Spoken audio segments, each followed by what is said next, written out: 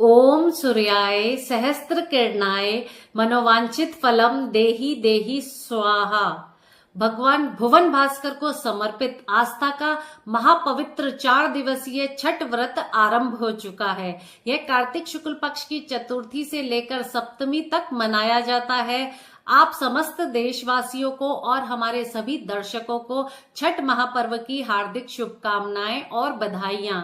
इस महापर्व में जो विधि विधान किया जाता है उस पर हम संक्षिप्त में प्रकाश डाल रहे हैं। चतुर्थी तिथि को नहाए खाए तथा कहीं कहीं पर इसे कद्दू भात भी कहा जाता है।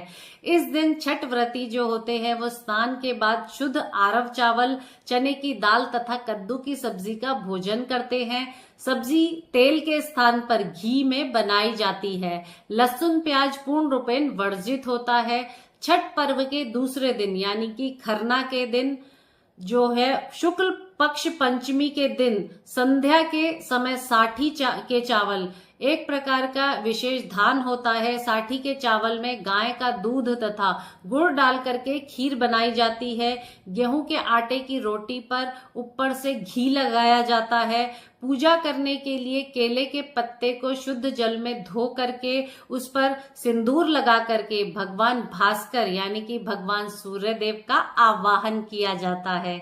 इसके बाद भगवान भास्कर की पूजा पंचोपचार विधि से की जाती है।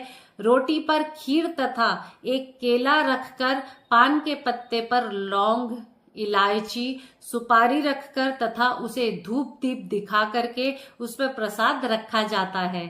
पान के पत्ते अलग अलग रखे जाते हैं। इसके बाद सूर्य देव को प्रणाम करने के पश्चात व्रती जो होते हैं वो प्रसाद को ग्रहण करते हैं। उसके उपरांत जो है सभी लोग प्रसाद को ग्रहण करते हैं। छठ व्रत के तीसरे दिन अस्ताचलगामी सूर्य को अर्घ्य दिया जाता है। बांस के बने हुए सूप में प्रसाद गुड़ तथा घी में बना हुआ ठेकुआ, फल, ईख का टुकड़ा यानी कि गन्ने का टुकड़ा, नारियल तथा लौंग, इलायची, सुपारी से अस्ताचलगामी सूर्य को अर्घ्य दिया जाता है। यह व्रत नदी या पोखर के जल में खड़े होकर के भगवान सूर्य देव को अर्घ्य अर्पित कर किया जाता है। छठ व्रत के चौथे दिन जो है सुबह उसी सूप से जिससे कि अस्ताचलगामी सूर्य को अर्घ्य दिया गया था उसी से उदयगामी सूर्य को अर्घ्य दिया जाता है। इसके बाद व्रत का समापन होता है।